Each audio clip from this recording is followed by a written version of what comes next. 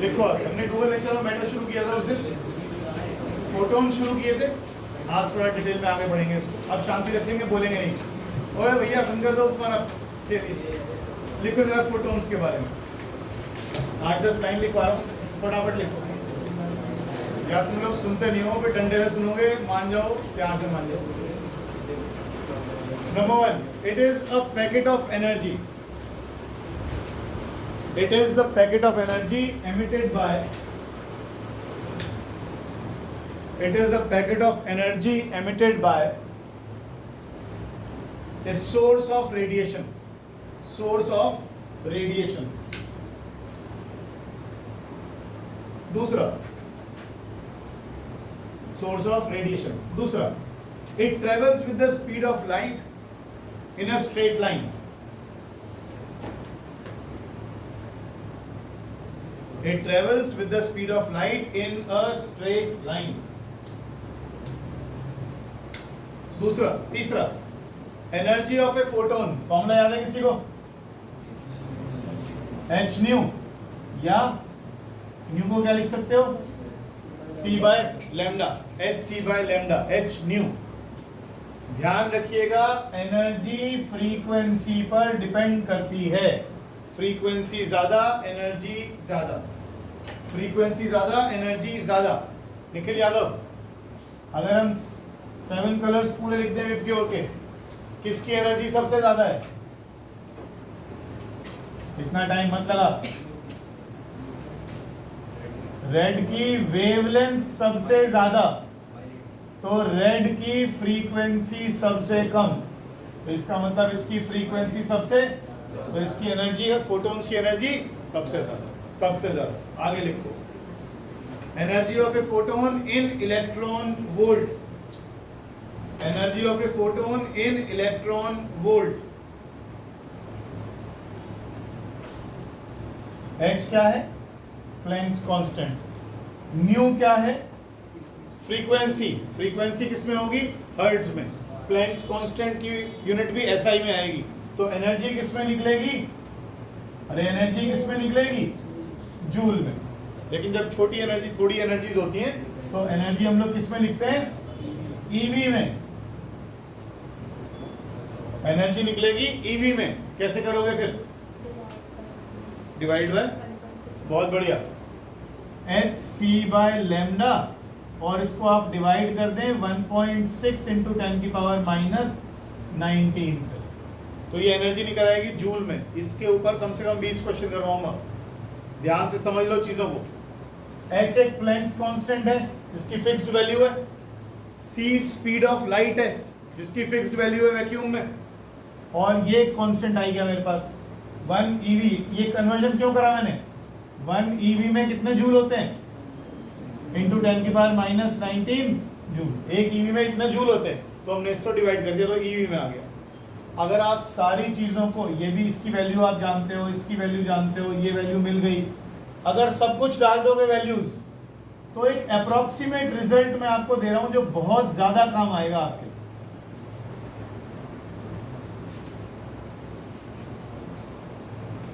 इन सबको सॉल्व करने की बार बार जरूरत नहीं है। अगर 1 या 2 क्वेश्चन आ जाए, तो आप H की वैल्यू लोगे, C से मल्टीप्लाई करोगे, इससे डिवाइड करोगे, ठीक है ना। इन सब की जगह आप इस फॉर्मूले को याद रखें, 12400 energy in EV is equal to 12400 by lambda. किस में लेना है? एंगस्ट्रॉम में। एक एंगस्ट्रॉम में कितने मीटर होते हैं? 10 raise to power minus 10 metre. ये बहुत काम आएगा, इसको याद रखना, भूलना नहीं, ठीक है। आगे लिखो,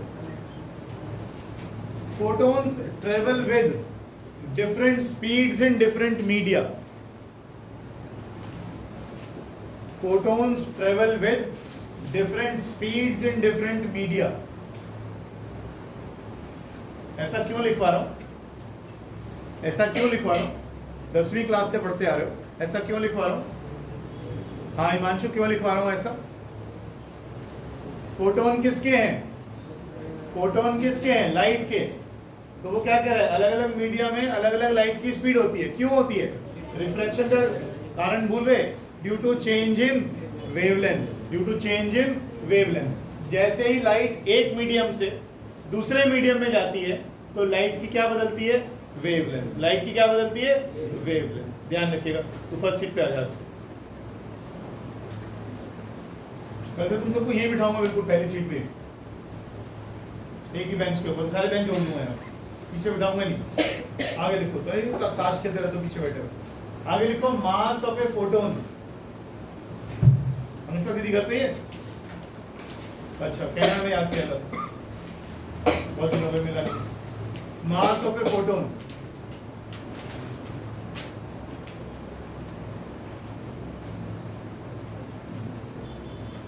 ये इक्वेशन याद है कहां से आई? क्या बोलते थे इसको? आइंस्टाइन की क्या इक्वेशन थी? Mass energy equivalence. कितने मास से कितनी एनर्जी कन्वर्ट हो जाएगी या कितनी एनर्जी मास में कन्वर्ट हो जाएगी, ये उन दोनों को जोड़ता था फॉर्मूला। ठीक है ना।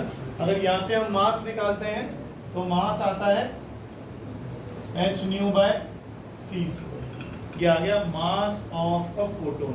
लिखते जाइए, आगे लिखिएगा इसी में rest mass of a photon is, rest mass of a photon is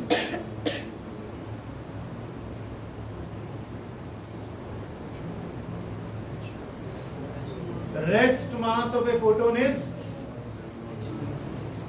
देखो मैंने उस दिन भी कहा था फोटोन पार्टिकल्स ऑफ लाइट हम पढ़ते जरूर हैं, पैकेट्स ऑफ एनर्जी हम पढ़ते हैं, लेकिन ये हमारी पूरी कल्पना है। हमने केवल मूर्ति रूप देने की कोशिश करी है पार्टिकल्स ऑफ लाइट को, जिसे हम फोटोन बोल रहे हैं।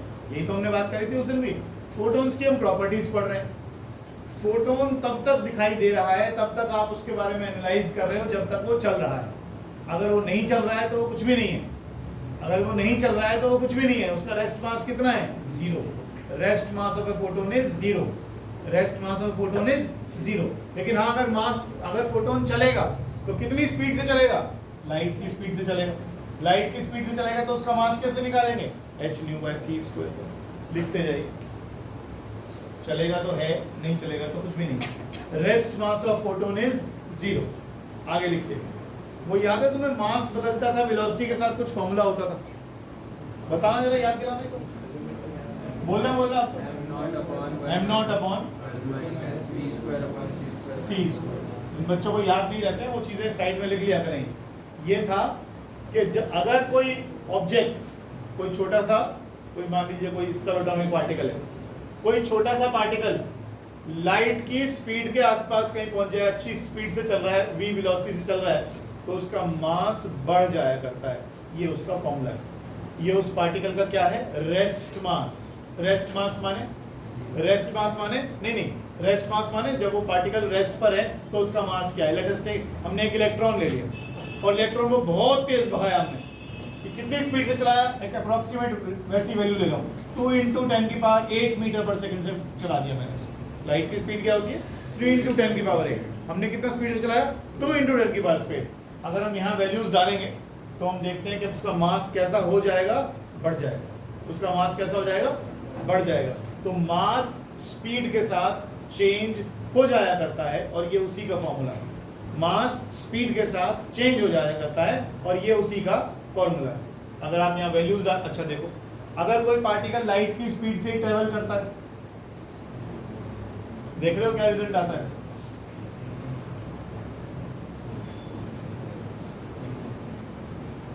बहुत कुछ बदलेगा अगर हम लाइट की स्पीड से किसी मास को ट्रेवल करवा पाए। आज तक नहीं करवा पाए, आज तक नहीं करवा पाए। आगे चलिएगा। Momentum of photon, momentum of photon, और ये यहां आ गया। सुनो मेरी बात एक बार। अभी आपने क्या बोला?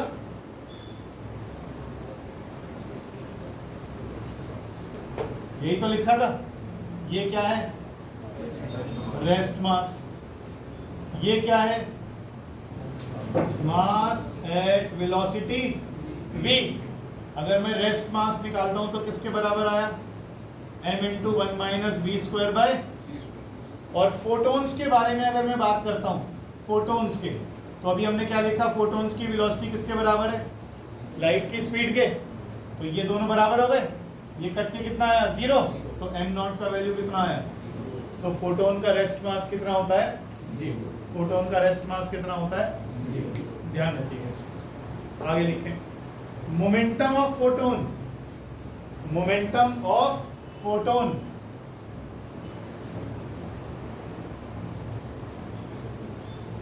Momentum of photon. मोमेंटम का फॉर्मूला वैसे क्या होता है? m into we.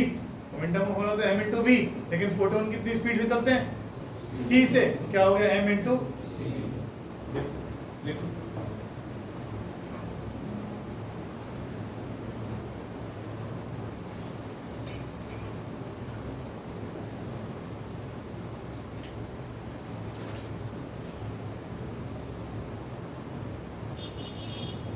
एक सी को मैं नीचे ले गया हूं। सी बाय न्यू क्या होता है? 1 बाय लैम्डा।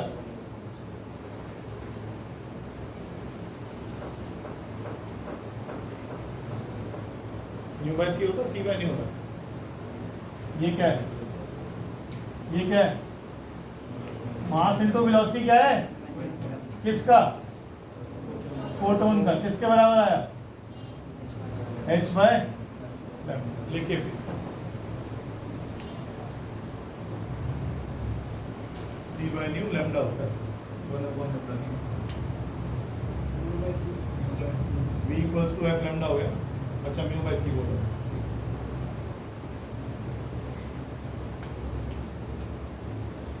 आगे लिखो energy of a photon is expressed in. Energy of a photon is expressed in electron volt. Points में लिख रहे हो ना? क्या रहेगा मुझे बताओ? कुछ रहेगा?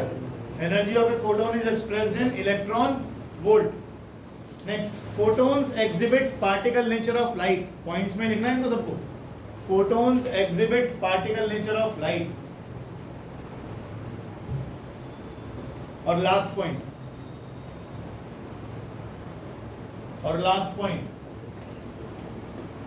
photons are electrically neutral. Photons are electrically neutral. Hence, they are not deflected by electric or magnetic fields. Photons are electrically neutral. Charge particle नहीं होते इसमें, इसीलिए they are not deflected by electric and magnetic fields. They are not deflected by electric and magnetic fields. परसों work function पढ़कर गए थे ना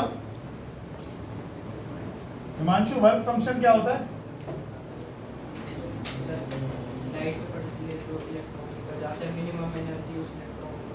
बिल्कुल ठीक बात है, मिनिमम एनर्जी। वर्क फंक्शन क्या था?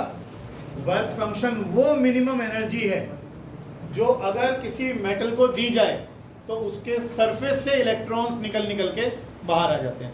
यानी इलेक्ट्रॉन्स को सरफेस से बाहर निकालने के लिए जो मिनिमम एनर्जी चाहिए उसे हम कहते हैं वर्क फंक्शन।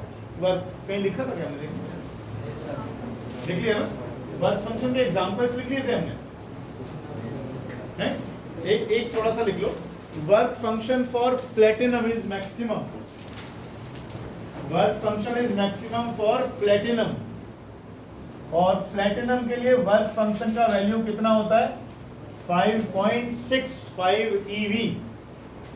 और सीजियम के लिए मिनिमम होता है। सीजियम के लिए मिनिमम होता है, लिख लीजिएगा। मिनिमम फॉर सीजियम, और इसका वैल्यू है 2.14 eV।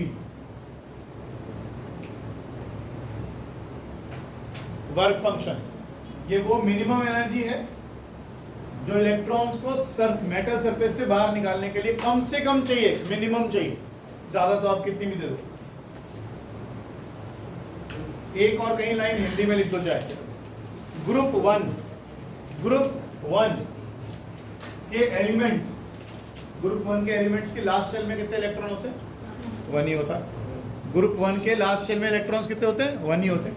तो ग्रुप 1 के एलिमेंट्स जिनकी लास्ट शेल में 1 इलेक्ट्रॉन होता है उनका वर्क फंक्शन बहुत कम होता है।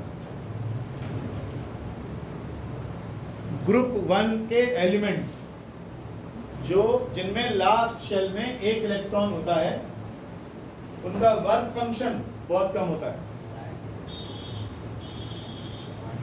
जी। हाँ, और लिखना, एक और लाइन छोड़कर लिखना, हैवी मेटल्स में प्रोटॉन्स बहुत ज्यादा होते हैं, इसलिए उनका वर्क फंक्शन भी ज्यादा होता है। हिंदी में लिखने में जोर पड़ रहा है, इंग्लिश बना रहे होता, HOT है होता, उसमें हो सकता है लोगों का। लिखो, लास्ट पॉइंट ये था सर कि जो हैवी मेटल्स होते हैं उनके न्यूक्लियस में प्रोटॉन्स बहुत ज्यादा होते हैं। वो न्यूक्लियस वो अपने इलेक्ट्रॉन्स को बड़ी ताकत के साथ पकड़ के रखते हैं, तो उनका वर्क फंक्शन ऑब्वियसली कैसा होगा, ज्यादा। इलेक्ट्रॉन आसानी से निकाल नहीं पाएंगे आप उसका।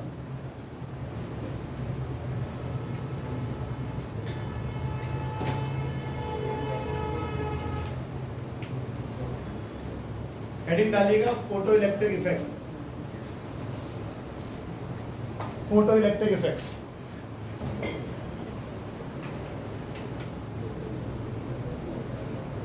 फोटो इलेक्ट्रिक इफेक्ट, यहां से चैप्टर का आत्मा शुरू हो जाती है। बस यही है मेन इसका। फोटो इलेक्ट्रिक इफेक्ट के बारे में डिटेल्स है सारी, तो इसको हम पढ़ेंगे एक बार। पहला लिखो नहीं, पैराग्राफ में लिख लो। व्हेन लाइट, उदित लिख बेटा फटाफट। When light of suitable frequency, when light of suitable frequency falls on metals, when light of suitable frequency, कोई बात झेल लेते हैं थोड़ा। when light of suitable frequency falls on metals, they start ejecting electrons। तेरे नंबरों के हिसाब से अगर पंखे की पंखड़ियां हटाना शुरू करो तो यहाँ सारे पंखे डंडे में घूम रहे होंगे। This is called photoelectric effect. This is called photoelectric effect.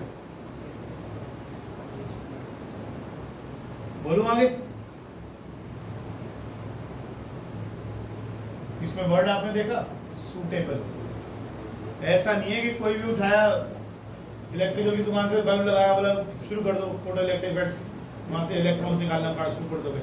Suitable frequency, इसके बारे में अभी हम डिटेल में पढ़ने वाले हैं। ये खास फ्रीक्वेंसी होती है जिसे हम थ्रेशोल्ड फ्रीक्वेंसी कहते हैं। कम से कम इतनी फ्रीक्वेंसी की लाइट को डालनी ही पड़ेगी, तभी इलेक्ट्रॉन्स निकलेंगे। अभी हम डिटेल पढ़ेंगे, तो सूटेबल वर्ड का ध्यान रखना। ऐसा नहीं है कि कोई भी बल्ब लगाया आपने, मेटल सरफेस पे लाइट डाली और इलेक्ट्रॉन्स निकलने चालू, ऐसे नहीं निकलेंगे। आगे चलो। UV light is very effective for photo electric effect. तुम्हारा स्त्री तत्व फिर बाहर आ रहा है, क्यों बाहर निकाल रहे हो उसको, घर छोड़ के आए। बी ए मैन, क्वेश्चन पूछो ना, मैं क्या मना करूं? ये क्वेश्चन है।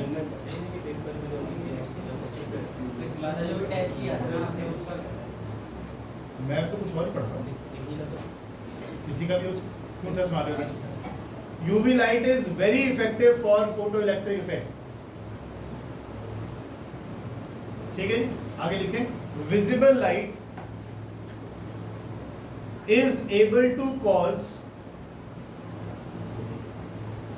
photoelectric effect is able to cause photoelectric effect in alkali metals। alkali वाले कौन से होते हैं?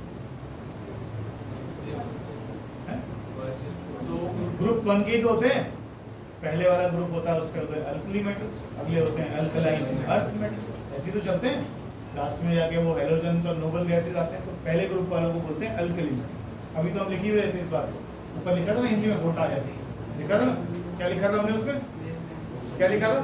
ग्रुप 1 के एलिमेंट्स की लास्ट शेल में एक इलेक्ट्रॉन होता है, उनका वर्क फंक्शन भी कम होता है क्योंकि वो इलेक्ट्रॉन लूजली बाउंड होता है, उसको निकालने में बिल्कुल भी ज्यादा ताकत नहीं लगानी पड़ती, तो उनका वर्क फंक्शन भी कैसा है, कम। ग्रुप 1 के एलिमेंट्स का वर्क फंक्शन काफी कम, ठीक है। जैसा बेवड़ों पर बैठा ना, ऐसे ही साथी ढूंढा करो, न तू पढ़े ना मैं पढ़ूं, दोनों के अंडे। नहीं मैं तो बता रहा हूँ, हमेशा सुस्त घोड़ा ढूंढो अपने साथ चलने के लिए, वो तेरे साथ बैठ के खत्म हो जाएगा तो उसके साथ बैठ के खत्म हो जाएगा। लूडो ले आया करो ना, हमारे पास तो दोनों के पास आईफोन से आराम से बैठ के लूडो खेलते हैं। आजकल तो पैसे भी मिल रहे हो, बची हुई है, कहते हैं पैसे भी कमाओ आराम से, बढ़िया काम। Alkali metals like cause photoelectric effect in alkali metals, लिख लिया ना, like sodium, potassium, lithium।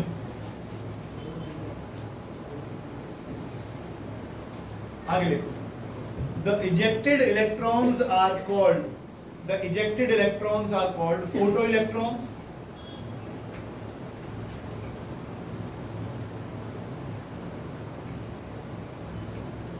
and the current which they form is called photoelectric current, and the current which they form is called photocurrent। लिया है? लिख नहीं रहा, क्या नहीं रहा? चलो कोई बात।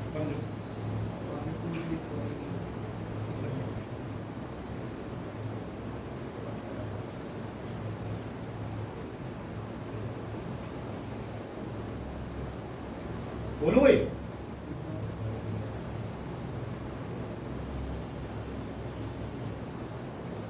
इसमें एक रिवर्सिंग की भी लगती है, वो मैंने लगाई नहीं है, बस लिख देंगे उसको वैसे।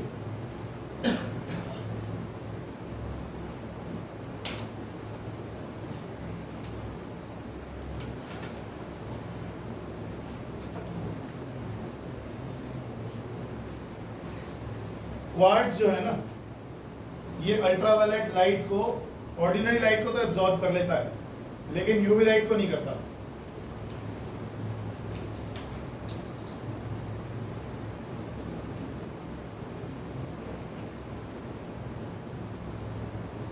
लिख लो एक बार जरा, ordinary glass absorbs UV light, ordinary glass absorbs UV light,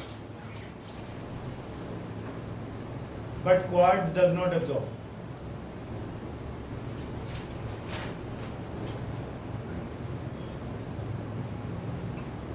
ordinary glass UV light को एब्जॉर्ब कर लेता है, लेकिन क्वार्ट्ज नहीं करता है। दो तीन चीजों का इस पर ध्यान रखना। एक तो हमने क्वार्ट्ज की ट्यूब ली है, एक मेटल की प्लेट यहां लगा दी है और एक यहां लगा दी है। इसके ऊपर ही लाइट डलेगी, लाइट डल के इसी में से इलेक्ट्रॉन्स निकलेंगे, और ये प्लेट है कलेक्टर प्लेट, जो इलेक्ट्रॉन्स को कलेक्ट करेगी। तभी तो इसके अंदर क्या घूमेगा, करंट। तभी तो ये आपका एमीटर कुछ ना कुछ करंट नाप के देगा आपको कि लाइट के डलने से क्या कर रहे हैं हम, समझ में आ रही है? हम यहाँ पर लाइट से करंट पैदा कर रहे हैं, ध्यान रखिएगा, हम यहाँ से लाइट से करंट पैदा कर रहे हैं, लाइट डाल रहे हैं तो करंट पैदा हो रहा है। कैसे हो रहा है वो हम समझने की कोशिश कर रहे हैं। यहाँ पर हमने एक ऐसी प्लेट ले ली जो फोटो सेंसिटिव है। फोटो सेंसिटिव क्या होती है? फोटो सेंसिटिव, इस प्लेट के ऊपर हमने एक ऐसा मटेरियल चिपका दिया है, लगा दिया है, जिसका वर्क फंक्शन कम है। वर्क फंक्शन क्या होता है? वो मिनिमम एनर्जी जो इलेक्ट्रॉन्स निकालने के लिए चाहिए। अगर इसके ऊपर जो हमने मटेरियल चढ़ा दिया है उसका वर्क फंक्शन काफ़ी कम है, तो हम जैसे ही लाइट डालेंगे इसके ऊपर, इसमें से इलेक्ट्रॉन निकलने लगेंगे। यहाँ पर मैं प्लेटिनम तो नहीं लूंगा ना, अभी आप क्या पढ़ कर आए हो, एग्जाम्पल लिखे हैं आपने अभी। प्लेटिनम का वर्क फंक्शन बहुत ज़्यादा है, आप सीजियम ले लो, इसमें वर्क फंक्शन कम रखना है आपको। तो आपने यहाँ पर क्या किया, इसके ऊपर कोटिंग कर दी सीजियम की, मान लो सीजियम की कोटिंग की, तो लाइट जब इसके ऊपर डालोगे तो उसका वर्क फंक्शन कम है, इलेक्ट्रॉन्स बड़े आराम से यूँ निकल आएंगे, इलेक्ट्रॉन्स बड़े आराम से निकल आएंगे। समझ में आ रही बात? इलेक्ट्रॉन्स निकल कर आएंगे तो इलेक्ट्रॉन्स आगे की तरफ जाएंगे। आगे हमारी कलेक्टर प्लेट है, ये करंट चल गया कि नहीं, flow of electrons is called current. तो यहाँ से करंट यूँ गया, इसमें होता हुआ इसमें होता हुआ अपना ऐसे आ। इसका काम क्या है? इसका काम क्या है? ये हमारी जो कलेक्टर प्लेट है ना, इसको पॉजिटिव और नेगेटिव बनाएगा। अभी हम देखेंगे कि क्या इस चीज़ से भी फर्क पड़ता है, इसको बहुत पॉजिटिव बना दिया, इसको बहुत नेगेटिव बना दिया, क्या इससे फर्क पड़ता है कि कलेक्टर प्लेट को मैं और पॉजिटिव बना दूं, और पॉजिटिव बना दूं, और पॉजिटिव बना दूं, क्या इससे फर्क पड़ता है? समझ रहे मेरी बात को क्या करूं? कलेक्टर प्लेट किससे जुड़ी हुई?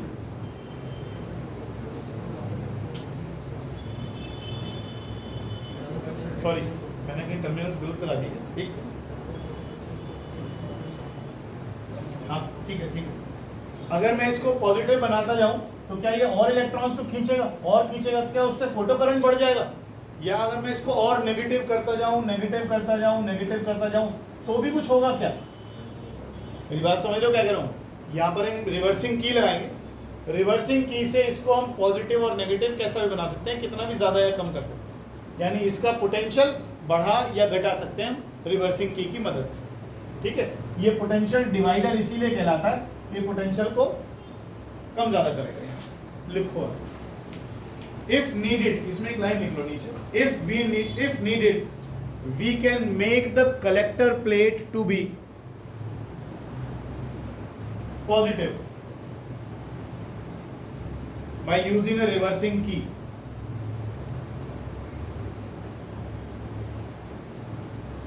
हो गया?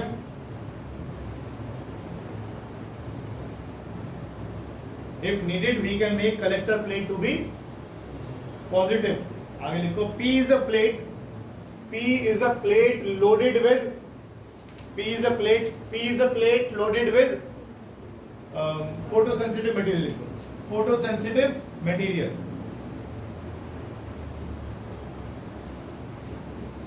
और इसमें लिख लो photosensitive is that material whose work function is low. Whose work function is low, so that we can so that it is able to give out large number of electrons, so that it is able to give out large number of electrons.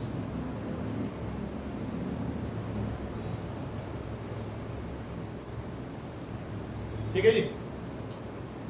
अब इसका experiment किया गया, कुछ चीजों को बदल बदल के देखा गया, ग्राफ प्लॉट किए गए, जो चीजें समझा रहा हूं उन्हें भूलना नहीं है। सबसे पहले लिखो इफेक्ट ऑफ इंटेंसिटी। बातचीत बाद में कर लेंगे प्लीज, 10 मिनट रह गए बस। Experimental study of photo electrons. Photo माने, फोटो मतलब लाइट, लाइट से इलेक्ट्रॉन्स निकल रहे हैं यहां पर। सबसे पहली चीज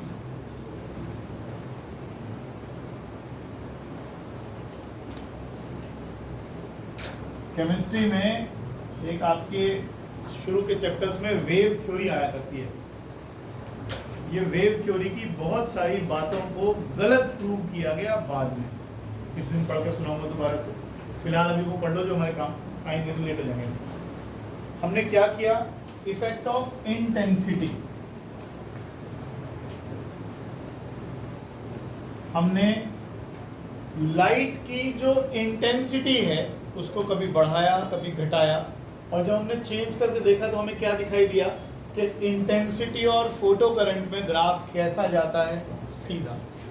ये है फोटो करंट,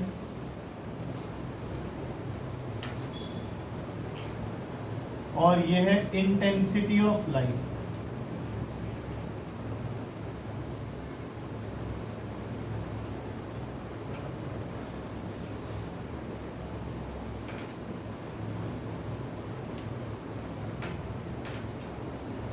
ठीक है जी, समझिए बात को। क्या बता रहा है वो ग्राफ, क्या बता रहा है? ग्राफ कह रहा है कि आप इंटेंसिटी बढ़ाते जाइए, फोटो करंट बढ़ता जाएगा। इंटेंसिटी का मतलब क्या है? यहाँ पर इंटेंसिटी का मतलब, बहुत ध्यान से सुन लेना, बहुत ध्यान से। हमने यहाँ पर पहले एक कम इंटेंसिटी की लाइट लगाई, फिर हमने 40 वाट का बल्ब लगाया, फिर हमने 60 वाट का बल्ब लगा दिया, फिर हमने 100 वाट का बल्ब लगा दिया। हम क्या बढ़ा रहे हैं? इंटेंसिटी। याद है इंटेंसिटी क्या होती थी? एनर्जी पर second per unit area. Energy किससे रिलेटेड है? अब फोटोन से। किसकी एनर्जी ले रहे हैं बार बार हम? फोटोन से। एक बात ध्यान रखना, इंटरेक्शंस इस तरीके से होंगे कि एक फोटोन आएगा, एक इलेक्ट्रॉन से टकराएगा और उसको उखाड़ देगा। एक फोटोन आएगा, एक इलेक्ट्रॉन से टकराएगा और उसको उखाड़ देगा। अगर मैं इंटेंसिटी बढ़ा रहा हूं, इसका मतलब 40 वाट के बल्ब की जगह अगर मैं 60 वाट का बल्ब यूज कर रहा हूं, क्या चीज नहीं बदल रहा हूं मैं? कलर। यानी क्या नहीं बदल रहा हूं? फ्रीक्वेंसी, फ्रीक्वेंसी में बदलाव नहीं कर रहा हूँ, लाल ही रंग ले रहा हूँ तो लाल ही रंग ले रहा हूँ, सिर्फ फर्क क्या कर रहा हूँ, क्या फर्क चेंज कर रहा हूँ, इंटेंसिटी।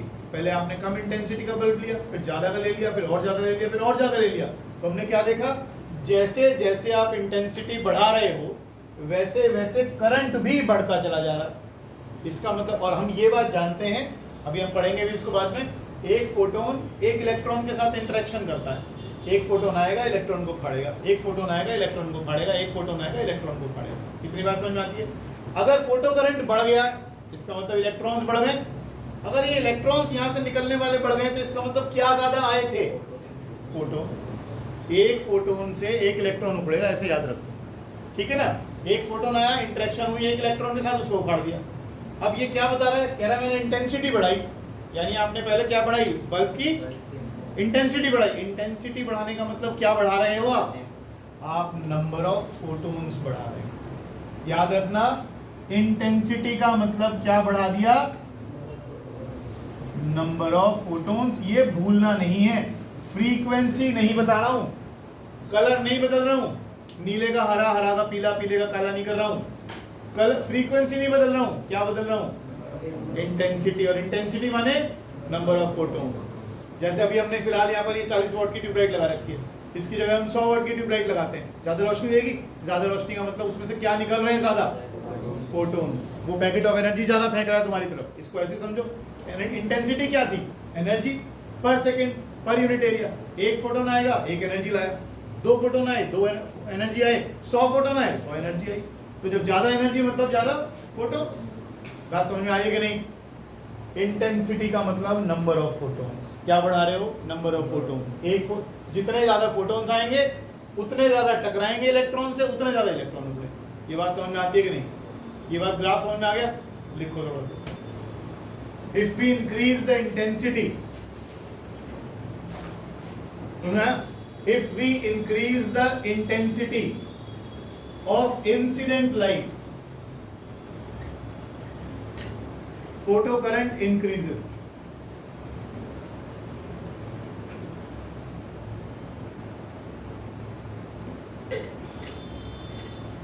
Full stop.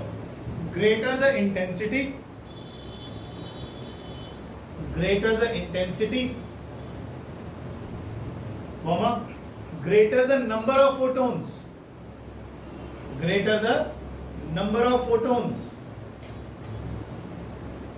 ejected, नहीं, greater the number of photo, क्या लिखा है, number of photons incident on P, greater the number of photons incident on P, comma, and greater is the number of photoelectrons ejected, and greater will be the photoelectrons ejected.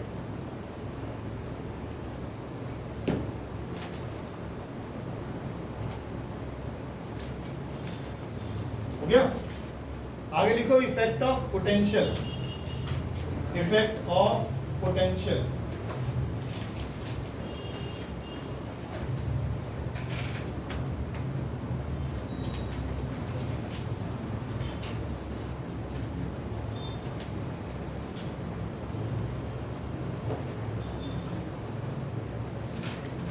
तो intensity बढ़ाने से क्या बढ़ गया, intensity बढ़ाने से क्या बढ़ गया, नंबर ऑफ फोटोन्स, बस। और एक फोटोन से कितने इलेक्ट्रॉन निकलेंगे, एक। तो फोटोन्स बढ़ गए तो इलेक्ट्रॉन्स बढ़ गए, इलेक्ट्रॉन्स बढ़ गए तो करंट बढ़ गया, खत्म। दूसरा effect of potential, graph plot करिए। वाई एक्सिस पर हम हमेशा क्या ले रहे हैं, फोटो करंट।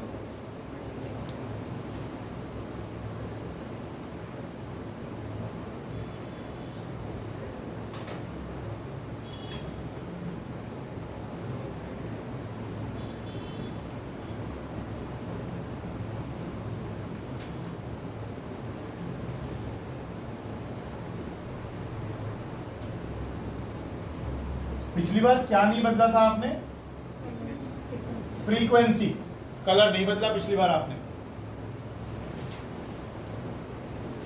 बनाइए,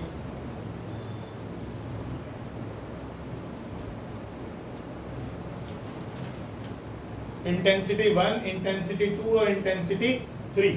हमने धीरे धीरे इंटेंसिटी को भी बढ़ाया। क्या पढ़ रहे हैं, किसका इफेक्ट पढ़ रहे हैं? पोटेंशियल का। वो जो हमने नीचे पोटेंशियल डिवाइडर बनाया था, सबसे पहली लाइन उसके नीचे हमने क्या लिखी है? हम चाहें तो कलेक्टर का पोटेंशियल पॉजिटिव भी कर सकते हैं।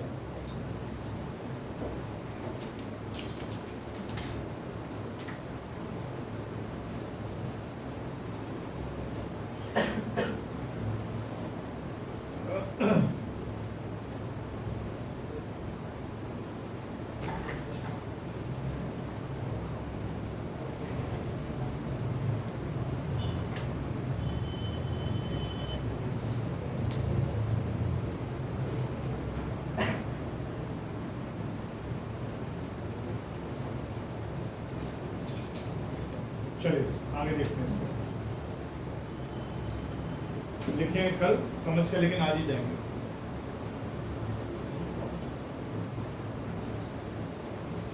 बताऊं, शुरू करूं? देखो, आपने क्या किया, एनोड पर फिलहाल कोई पोटेंशियल नहीं था। यहां से देखिएगा प्लीज, यहां से देखिए, यहां से देखिए, 1 मिनट प्लीज, थोड़ा बाद में। फिलहाल पोटेंशियल कोई नहीं है, ना पॉजिटिव है और ना नेगेटिव है। हमने क्या किया, पोटेंशियल को पॉजिटिव करना शुरू किया। पोटेंशियल को पॉजिटिव किया तो हमने देखा करंट थोड़ा सा बढ़ा। देख रहे हो, करंट थोड़ा सा बढ़ा, करंट थोड़ा सा बढ़ा, लेकिन उसके बाद कांस्टेंट हो गया। मतलब आप अगर इसके पोटेंशियल को पॉजिटिव करते हो तो करंट में कोई माइनर सा चेंज आता है, मामूली सा ये पॉजिटिव हुआ तो एक इलेक्ट्रॉन थोड़े ज्यादा खींचे इससे, बस इतना सा करंट यहाँ पर बढ़ोतरी आपको दिखाई थी। उसके बाद करंट कैसा हो गया? आपने पहले 40 वाट का बल्ब लगाया, फिर 60 वाट का लगाया, फिर 100 वाट का लगाया, उससे क्या बढ़ गया? इंटेंसिटी बढ़ने से क्या बढ़ता है? Number of photon. Number of photon बढ़ने से क्या बढ़ता है? Photo current. तो फोटो करंट तो बढ़ा। आपने कम इंटेंसिटी ली तो फोटो करंट इतना था, आपने इंटेंसिटी बढ़ाई तो फोटो करंट यहां तक हो गया, आपने और इंटेंसिटी बढ़ाई, फोटो करंट बिल्कुल यहां तक हो गया। तो फोटो करंट पहले इतना था, फिर इतना हो गया, फिर इतना हो गया। आप क्या कर रहे हो? पहले कम इंटेंसिटी की लाइट डाली, फिर ज्यादा इंटेंसिटी की लाइट डाली, फिर और ज्यादा इंटेंसिटी की लाइट डाली। तो हाँ, फोटो करंट बढ़ा बढ़ा बढ़ा, बिल्कुल बढ़ा, कोई शक नहीं है। क्या पढ़ रहे हैं लेकिन हम? पोटेंशियल का इफेक्ट। पोटेंशियल का इफेक्ट तो मैं किसी भी एक ग्राफ को देख के समझता हूँ। पोटेंशियल का इफेक्ट हमने क्या करा? हमने कहा पोटेंशियल को कैसा किया? हमने थोड़ा सा पॉजिटिव, तो करंट थोड़ा सा बढ़ा, लेकिन उसके बाद कैसा हो गया?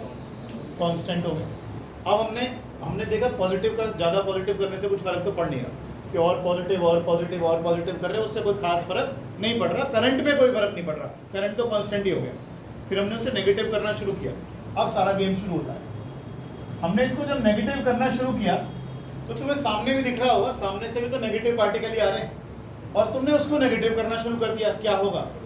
रिपल्शन। आप इसका नेगेटिव इतना ज्यादा कर दो, इतना ज्यादा इस प्लेट को नेगेटिव बना दो कि यहां से आने वाला फास्टेस्ट इलेक्ट्रॉन भी रुक जाए, यहां से सबसे तेजी से आने वाला इलेक्ट्रॉन भी इसके रिपल्शन के कारण रुक जाए। तो पोटेंशियल की वो नेगेटिव वैल्यू जिस पर आप यहां से आने वाले सबसे तेज इलेक्ट्रॉन को भी रोक देंगे, उसका नाम क्या दिया हमने? Stopping potential. माने हमने इसको इतना नेगेटिव कर दिया, इतना नेगेटिव कर दिया, इतना नेगेटिव कर दिया कि यहां से जो इलेक्ट्रॉन बहुत तेज भी आ रहा था, सबसे तेज भी आ रहा था, उसे भी इसने रिपेल करके भगा दिया, रोक दिया। वो यहां तक पहुंच ही नहीं पाया। जब वो यहां तक पहुंचेगा ही नहीं तो करंट बनेगा इसमें करंट ही नहीं बनेगा, सर्किट ही नहीं बनेगा। इसका मतलब फोटो करंट कितना हो जाएगा? 0। आप देख सकते हो स्टॉपिंग पोटेंशियल जब ये रखा गया तो उससे क्या हुआ? करंट कितना हो गया? 0। यानी मैं इसको एक बार पॉजिटिव करके देखता हूँ, थोड़ा सा करंट हल्का सा बढ़ता है, लेकिन उसके बाद फिर कांस्टेंट, यानी कोई खास फर्क नहीं पड़ा पॉजिटिव करने से। नेगेटिव करने से तो बड़ा फर्क पड़ा। नेगेटिव करने से फोटो करंट कम हो गया, और कम हो गया, और कम हो गया, फाइनली तो रुक ही गया। इसका नेगेटिव पहले हमने इतना करा, फिर हमने और थोड़ा नेगेटिव बढ़ाया, और नेगेटिव बढ़ाया, और नेगेटिव बढ़ाया, हमने देखा ये तो एक नेगेटिव होने के बाद ये तो रुक ही गया। स्टॉपिंग पोटेंशियल कहते हैं इसको, स्टॉपिंग पोटेंशियल कहते हैं। यानी इसका नेगेटिव पोटेंशियल इतना बढ़ा दो कि यहां से आने वाला फास्टेस्ट इलेक्ट्रॉन भी रुक जाए। फास्टेस्ट क्यों बोल रहा हूँ, हम अगली क्लास में समझेंगे। यहाँ से तेजी से आने वाला इलेक्ट्रॉन भी रुक जाए। और एक चीज नोट करते हो, आपने 40 वॉट का बल्ब लगाया, 60 का लगाया, 100 का लगाया, 1000 का लगाया, स्टॉपिंग पोटेंशियल में कोई बदलाव नहीं आ रहा। स्टॉपिंग पोटेंशियल में कोई बदलाव नहीं आ रहा। यहाँ पर आपने इंटेंसिटी बढ़ाने से सिर्फ क्या बढ़ गया, फोटो करंट। इंटेंसिटी बढ़ाई थी, क्या क्या देखा था पिछले वाले ग्राफ में हमने, इंटेंसिटी बढ़ाई, फोटो करंट बढ़ गया। इंटेंसिटी बढ़ाई, फोटो करंट बढ़ गया। क्यों बढ़ गया?